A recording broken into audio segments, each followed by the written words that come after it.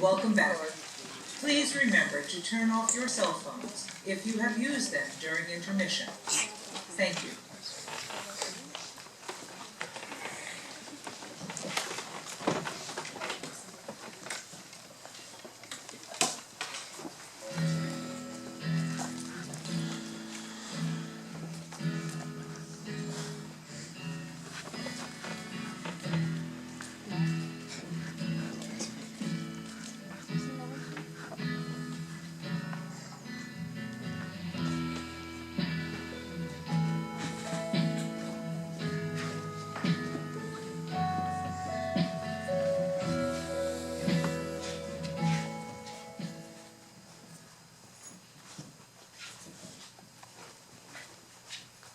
When we are young, we are told to always stand up for what you believe in, to stand up for what you want, and most importantly, we are told to stand up for yourself.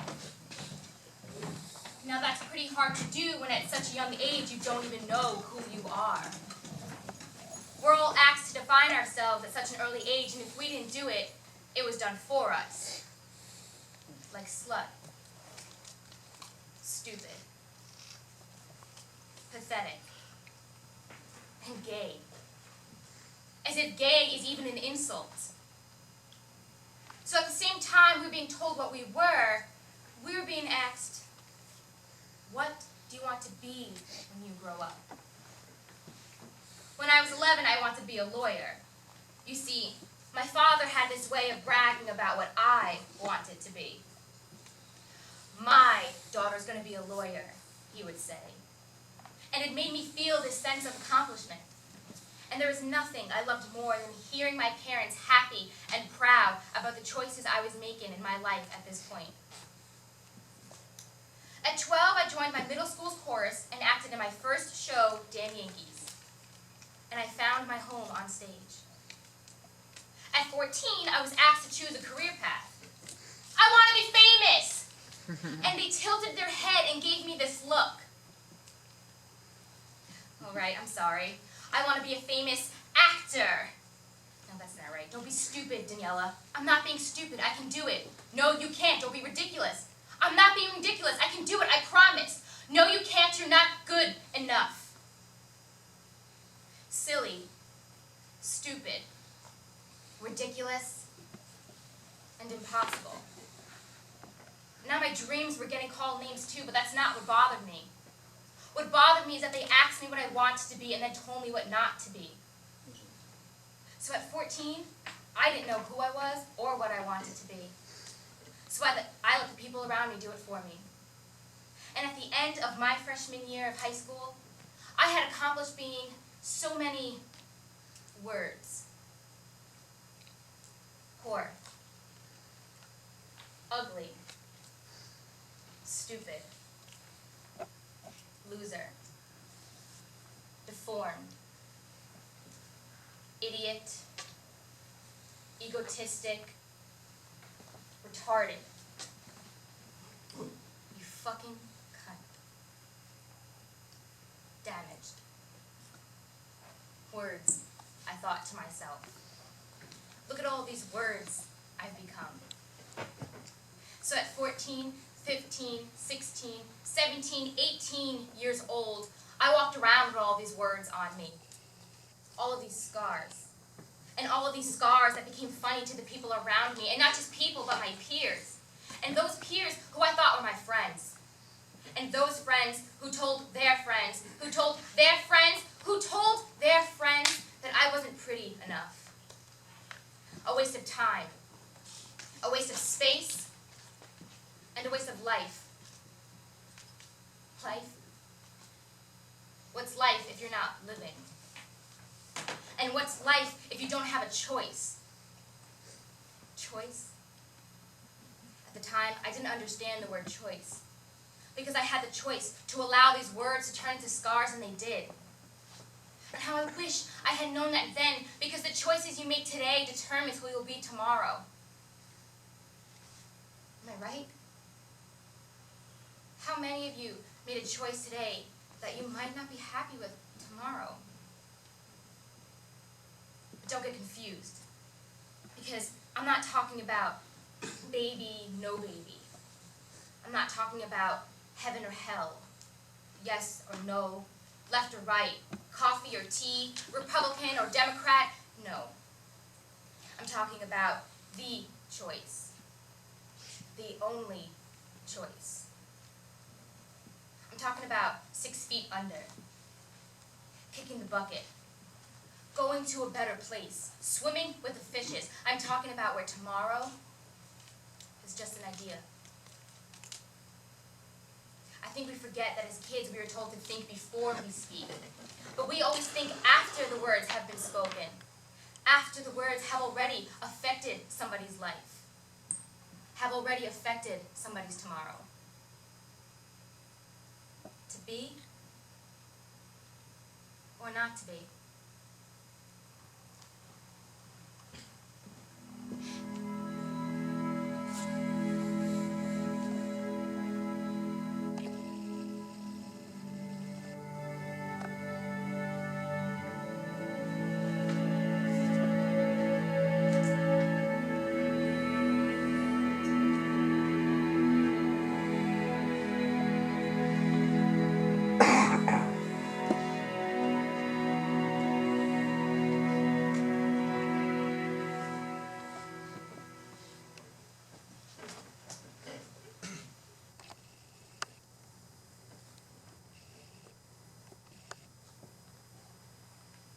I'll always want to be beautiful.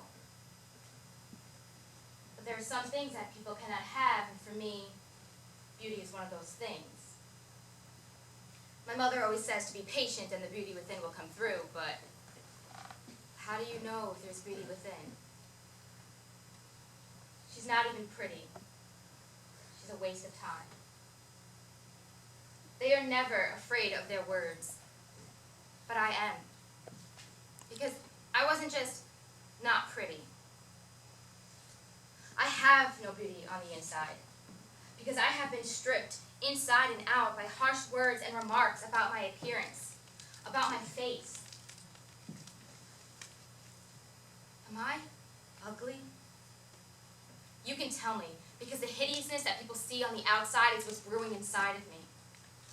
I look at the same people every day, hoping to find pieces of myself inside of them, but it's people I don't know that are pointing and laughing at me, and I suddenly realize it's not only my appearance they're laughing at, but it's me. They're laughing at me. You're laughing at me. I hate myself. I really hate myself. What's the matter? Am I not allowed to say that I hate myself? No. Only the people who are looking for attention are allowed to say they hate themselves. But I am standing here telling you all that I really fucking hate myself. I want to love myself, but loving myself is impossible when all I know how to do is accept the reasons not to and ignore the reasons why I should. I've taken in everything they have said to me, and I believed enough to feel that way towards myself. And there's no turning back now. So, that's what really caused my death. What? Did that surprise you? I'm dead. Funny when you're dead how people start listening, right? You see, I used to surround myself with people who had the time to look at me and judge me, but never had the time to see me. I never tried to be perfect, but rather be the perfect me I could be. Until this day, I'm still not sure I fully understand what that means, because what the fuck is perfect? But I felt the more I tried to be the perfect me, I became someone else. And before I knew it, I became someone completely different than who I was before. And what's really fucked up is I don't even know who I was before. I kept having this debate with myself that perhaps who I was taken away from me. Or maybe it was I who didn't accept me while everyone around me did. But let's let's be honest, nobody knows who they are until who they are is taken away from them. I didn't try to be the perfect me. I created her, like an alter ego, I guess. And I did try to fit in. And the more I tried, the more I was rejected, made fun of, and stripped of any pride I had, and I lost myself. In trying to be someone I was not, I lost every little piece of who I was. And I didn't know if there was anyone else but myself to blame, but here's the thing. I have been put down too many times to count, and unfortunately, not just from my peers. Because when you see, when teens, preteens, young adults see someone like myself, cut inside and out, something to laugh about. It's the gossip at the lunch table for the next few weeks. And the story of how I cut my thighs and watched the blood drip down my legs turned into the story of how I lost my virginity in the West Wing staircase at school. And the story of how I was shoved into a bathroom with my apology letter being thrown at me was being used against me. And I was still worried that she might not want to be friends anymore. And when I got the chance to leave that bathroom, I left the house, running across the street, hoping there would be a speeding car in my direction. That story is now my story. So you see, for my peers, this was a good time. But the adults, they're just teasing. Kids will be kids. And my personal favorite, stop complaining. And that is when I knew it was time. The right time and the final time. I went home, silent. Because for the first time, I didn't have any words to say to myself. I stood in front of my mirror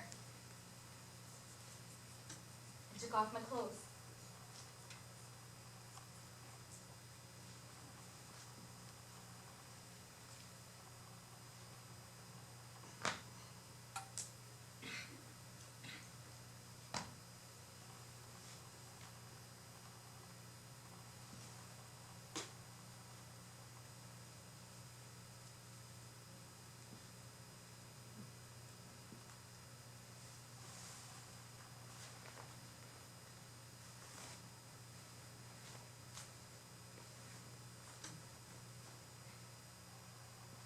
And saw nothing but scars from head to toe.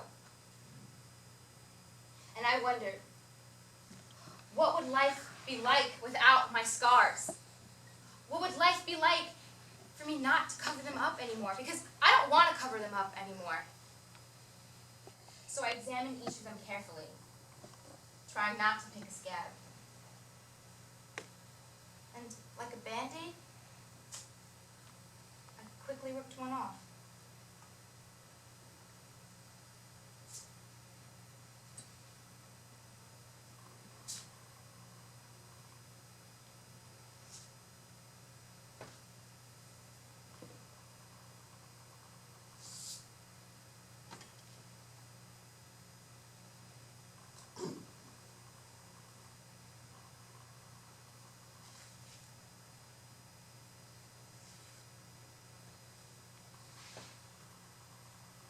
And before I knew it, I found who I was. I found who I am. Because I'm not words. And the next time somebody asks me, what do you want to be? I don't want to be a what. I'd much rather be a who. I'd much rather be just me.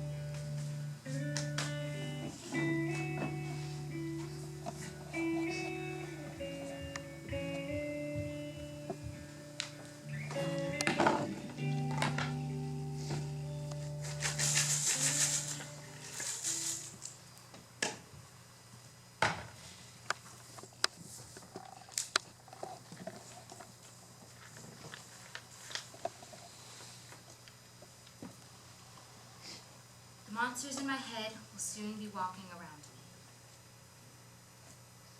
Monsters in my head will soon be walking around me. These monsters are friends, family, and lovers. They are the demons that crawl through my body, filling my head with words that take away pieces of who I am, of who I was, of who I wanted to be. I don't even know what those pieces are anymore, but I tried, you know. I did try.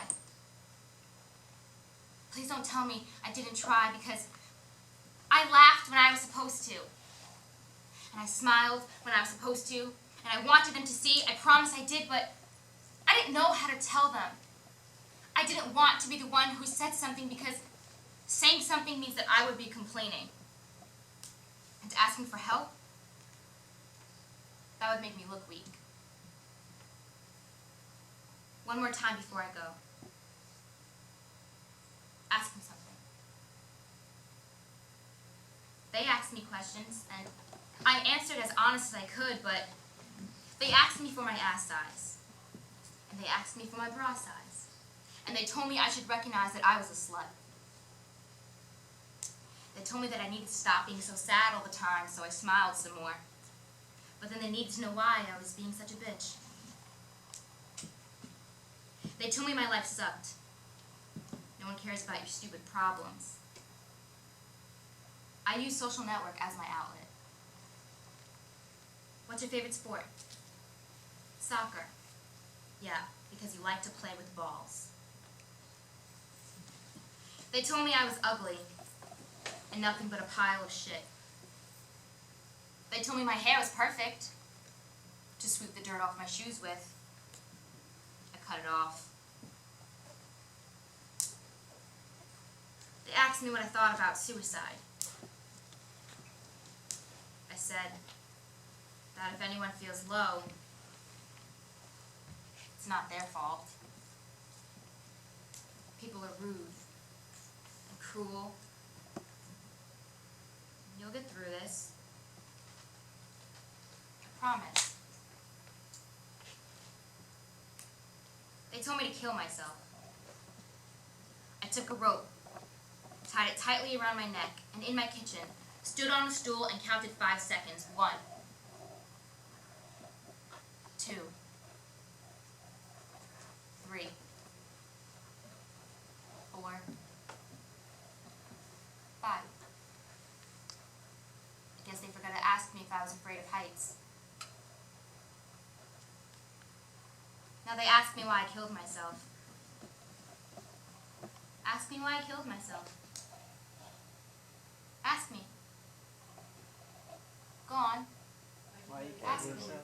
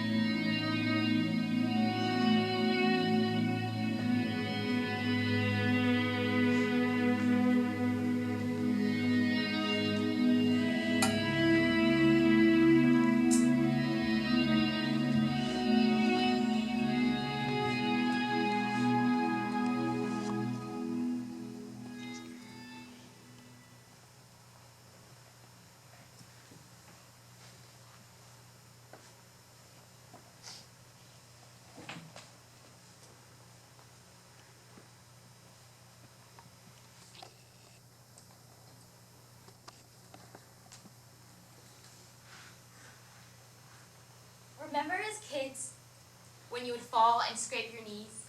And at the time, it seemed like the worst pain you would ever have to go through.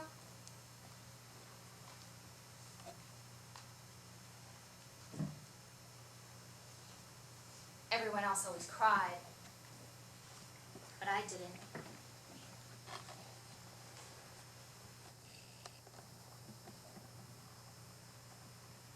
I like the pain.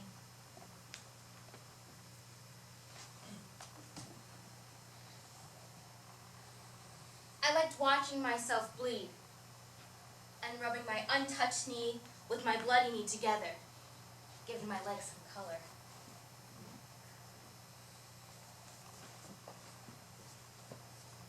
I never got back up. Getting back up meant falling back down.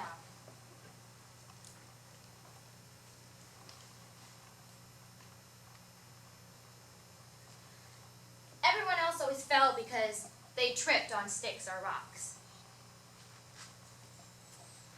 They competed with each other on the monkey bars and raced to the next slide and tripped because they forgot to tie their shoelaces.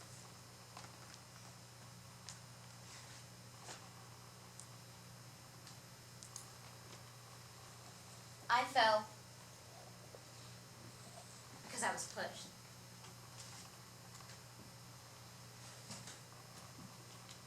I never stopped being pushed. But what was I supposed to do? I didn't have any friends anymore.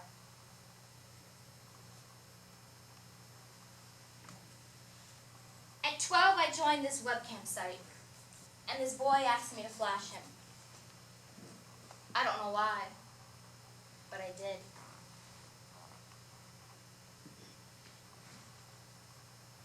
I showed him my boobs.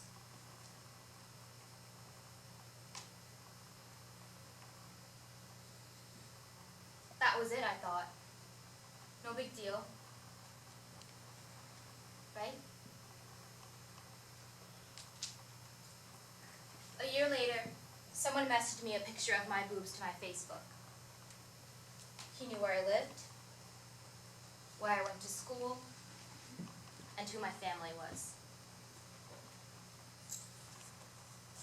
During Christmas break at 3 in the morning, the police came to my house. My photo had been sent to everyone in town.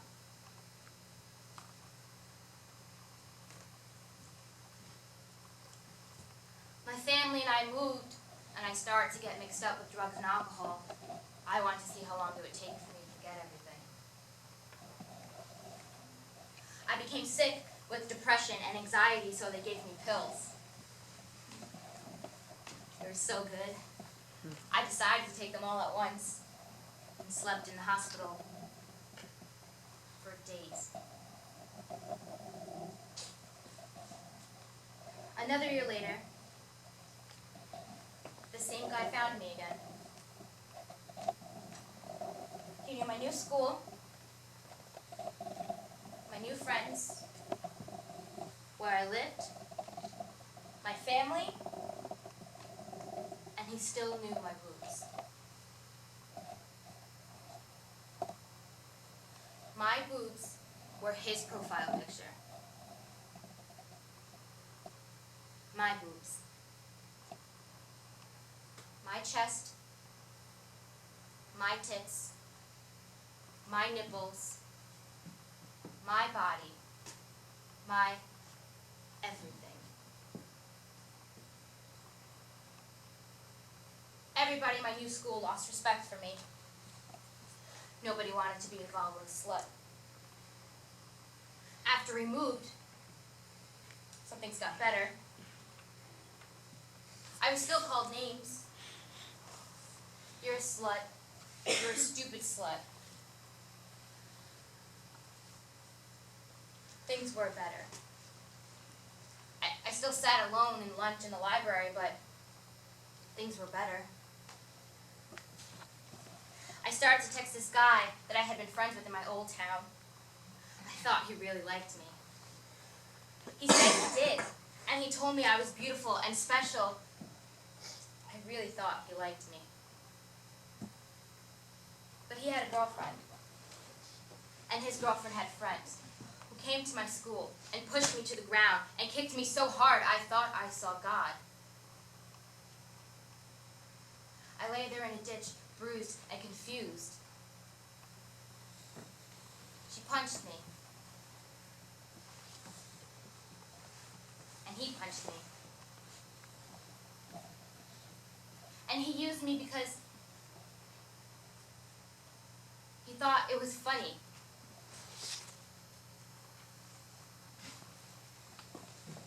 My father found me and took me home, but he left me alone long enough to know that I wanted to be dead. I ran to the bathroom and under the sink grabbed a bottle of bleach and drank it.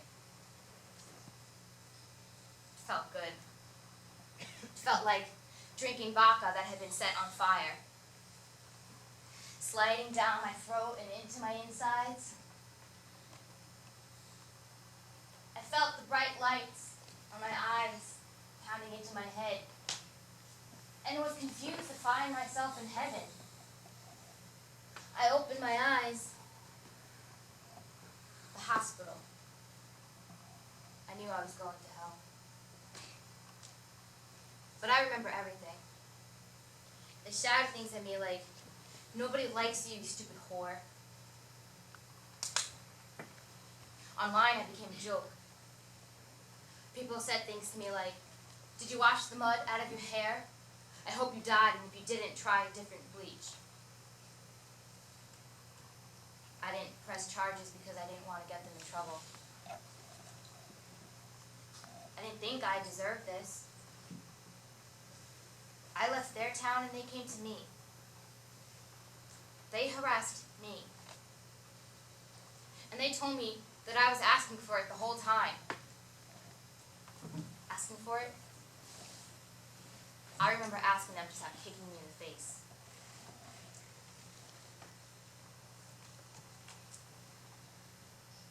I'm swinging from side to side in my house. I could cut the rope. But the rope around my neck reminds me of a time I was once hugged tightly. But remember, I like the pain.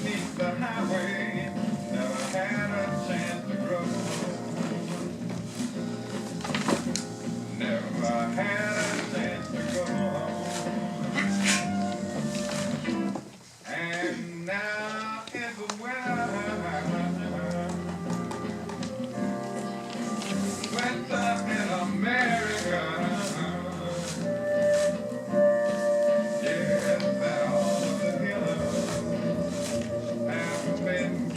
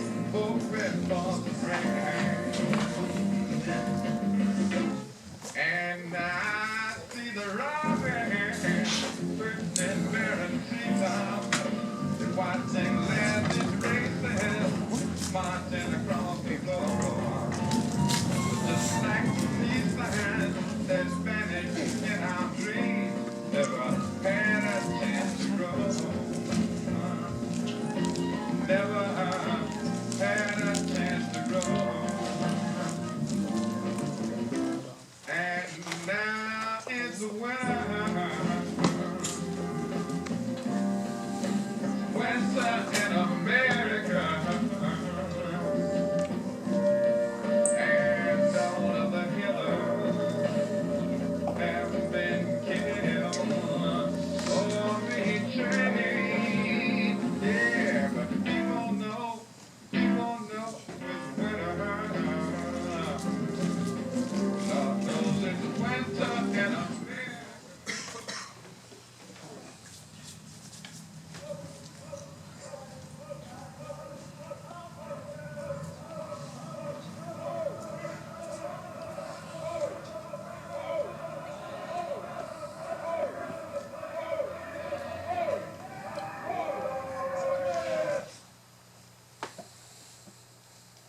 On behalf of my fellow Klansmen, I'd like to say thank you all for coming out tonight. I won't take too much of your time. Let me start off by introducing myself.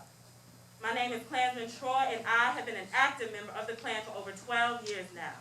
And I must say, it has changed my life. You see, I've come to understand what we as white Christian Americans need in life. We need to ensure the reproduction of our race. We need to restore this nation back to the white Christian nation that it was founded as. What we're doing isn't about discrimination and hate, it's about white separatism. Who's going to speak up for poor white folk who see a threat to their job, to their nation? I'll tell you who, the Klan, that's who. It's our duty to protect our nation and our people. Some of you may be worried about being terrorized, or about your safety or the safety of your families when you join the Klan because of the hate that is demonstrated against our cause day in and day out. But I assure you that no such thing will transpire because we have members everywhere. Politicians, police officers, firemen. I could be your neighbor, your doctor, your lawyer, your child's teacher, you name it, and I could be it. You may also be worried about what you've heard about us burning crosses, but my friends, this is a very sacred ceremony that we hold near and dear to our hearts. We do not burn but light the cross to signify that Christ is the light of the world. So do not be afraid of joining the Klan. Just remember all the good we do to ensure our white nation. You may think we hate blacks or Asians or Mexicans, but we don't. We just don't think they belong in our America walking amongst our people. They want us to integrate. But we're not going to put up with that because we do not agree with race mixing.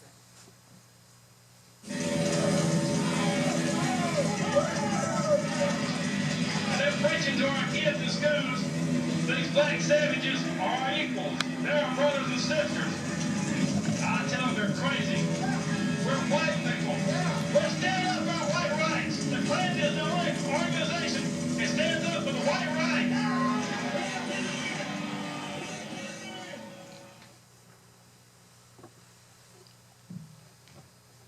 Out of the terrorism of the KKK rises the phoenix of the revolution. It's the burning process that makes the revolutionary. It's the burning of our bloodlines, the burning of our history, the burning of our ancestors. We endured it. We rise above it. We are the phoenix of the revolution. Look at them flames lighting up the sky.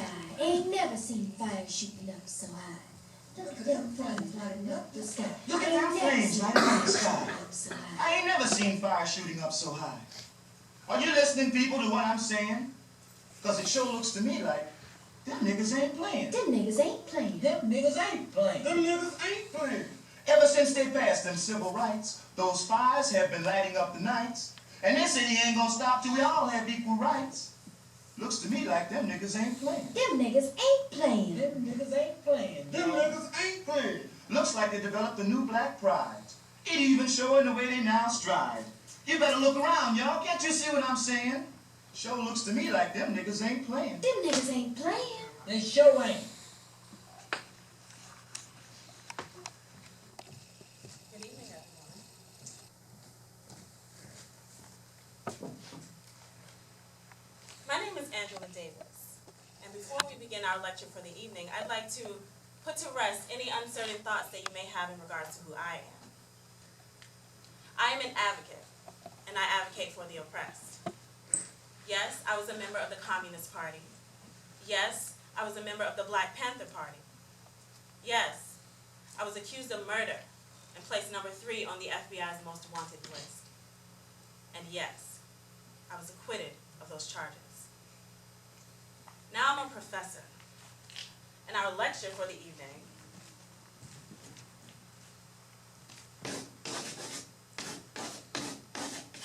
is about the Black Panther Party for self-defense. There are many political groups that emerged out of the Black Power movement as a whole, and the Black Panther Party for self-defense is one of them. Founded in Oakland, California by 2 men.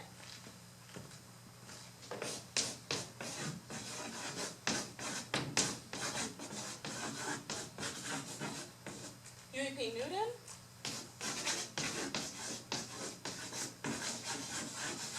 and Bobby Seale.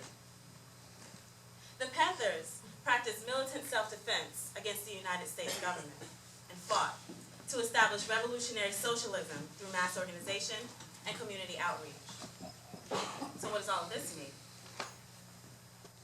The Panthers are often classified as a hate group, classified as gangsters and thugs, but what they really did was patrol the Black communities against acts of police brutality and wrongful arrests. They also took care of one another through the various programs organized by the party, which we'll talk about in just a second. Huey P. Newton was a social activist, and while he lived a life dedicated to the rise and power of Black people, he also received a PhD in social science from the University of California, Santa Cruz. Bobby Seale aided the Panthers' focus in community outreach, and in 1968 decides to issue a public account of the party, so he writes a book called Seize the Times.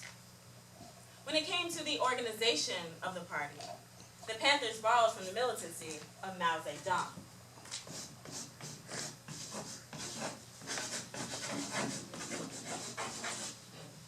Mao Zedong was the chairman of the Chinese Communist Party, and he wrote the Little Red Book, which contained guiding principles for party work. The Panthers took ideas from this book to build the organization and militancy of their own party. Ideas such as having strict rules for the party. For instance, in order to be considered a Panther, you have to go through 6 months of political education. Then once a member, you have to read no less than 2 hours daily so that you knew what was happening politically. Most importantly, they created a 10-point program which outlined their demands. Revolutionary as the party was, women had to fight hard to be taken seriously as equals. Elaine Brown, in her book A Taste of Power, said that a woman in the Black Power movement was considered at best irrelevant. Before the 70s, women were expected to do their work in the backgrounds. They did most of the organizing and coordination of the various programs, such as the Free Breakfast for Children program and sickle cell anemia testing. But this was changed in the 70s by some powerful women.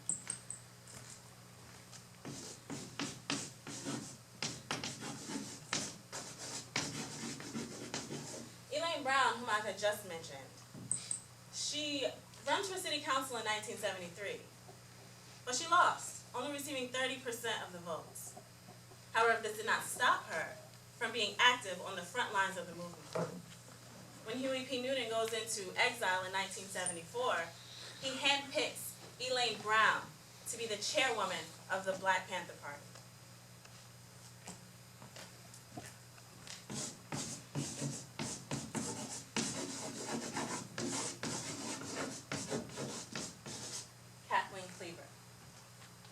Kathleen Cleaver is responsible for organizing the Free Huey campaign, which was a nationwide protest for the freedom of Huey P. Newton. She also receives a law degree from Yale Law School in 1987. The Panthers were not only self-defense militants, they did community outreach as well. There were programs such as the education program for children as well as for adults, sickle cell anemia testing, which was very common in Black communities during this time. Significantly, they were the first to initiate a free breakfast for children program, which still echoes today because many of us received, and many of our children still receive, free breakfast in schools. This idea came from the Panthers, the Black Panther Party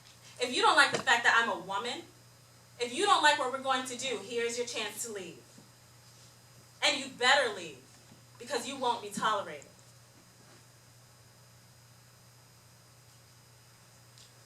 Don't be afraid of these changes, comrades. After all, change is what we seek. As Chairman Mao said, let 1,000 revolutions bloom. We have to welcome change. Those who resist it will be swept away in the irrelevant dust of history. Together, we are going to take this city. The pigs will look at us and wonder.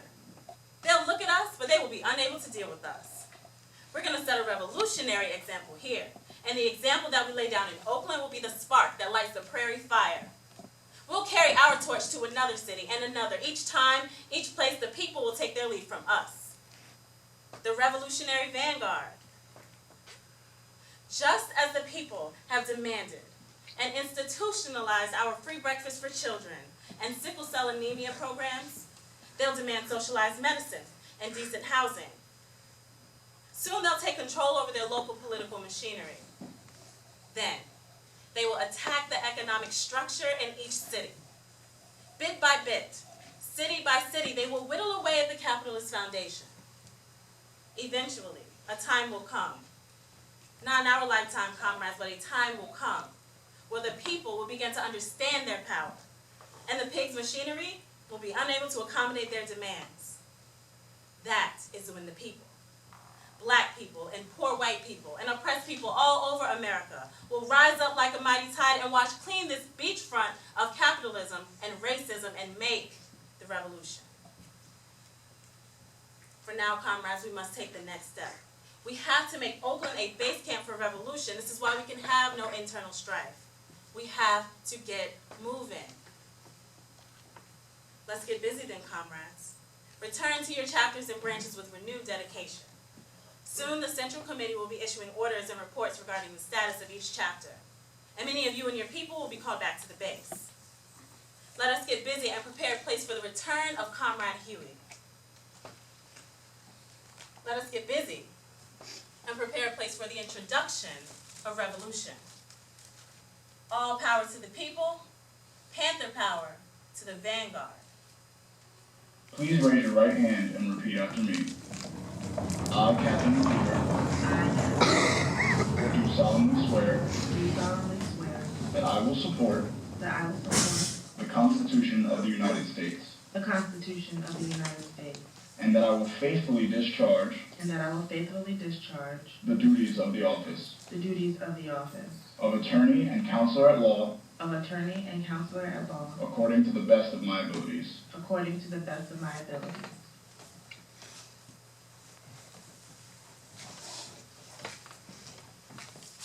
These are the 10 points which outline the demands of the Black Panther Party. Number 1, we want freedom. We want the power to determine the destiny of our Black community. Number 2, we want full employment for our people. Number 3, we want an end to the robbery by the capitalists of our Black communities. Number 4, we want decent housing fit for the shelter of human beings. Number 5, we want education for our people that exposes the true nature of this decadent American society. We want education that teaches us our true history and role in present-day society. Number 6, we want all Black men and women to be exempt from military service. Number 7, we want an immediate end to police brutality and murder of Black people. Number 7, we want an immediate end to police brutality and murder of Black people.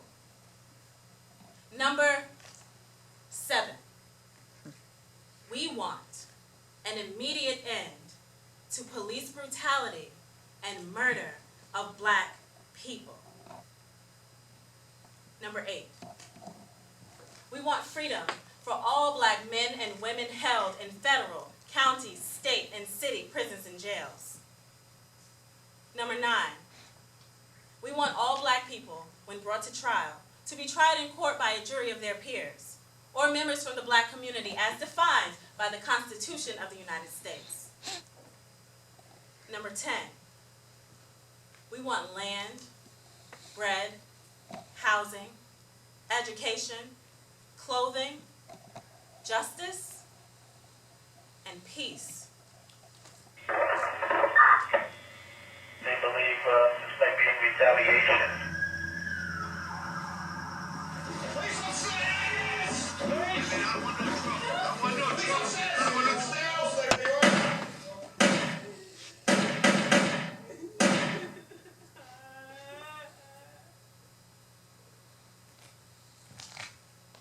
The phoenix has risen with renewed dedication. This is for all of my ancestors who were raped, who were killed and hung because of their plight for freedom and for dignity. This is for them to know that yes, even today, in 2015, we are still fired up and we're still talking about revolution.